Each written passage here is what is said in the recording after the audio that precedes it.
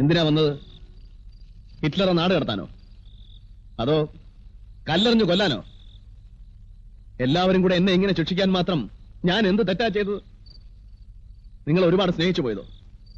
അല്ലെങ്കിൽ എന്റെയാണെന്ന് തെറ്റിദ്ധരിച്ച് എല്ലാവരെയും മാറോട് അടക്കി പിടിച്ച് വളർത്തിയതോ? മിണ്ടരുത്. ഇനി എന്റെ പേര് പോലും ആ നാവ് കൊണ്ട് ഉച്ചരിക്കരുത്. അമ്മ മരിച്ചിട്ടും അച്ഛൻ ഉപേക്ഷിച്ചു പോയിട്ടും നിങ്ങളെ നോക്കിയതും വളർത്തിയതൊക്കെ എന്തിനാണെന്ന് നീ എന്നോട് ചോദിച്ചു. അന്നേ കഴുത്ത് നെരിച്ച് കൊല്ലാമായിരുന്നില്ല എന്ന് നീ എന്നോട് ചോദിച്ചു. നിങ്ങൾക്ക് പേടിയാണ്. ഈ ഏട്ടനെ കാണുന്നത് പോലും നിങ്ങൾക്ക് പേടിയാണ് അല്ലേ?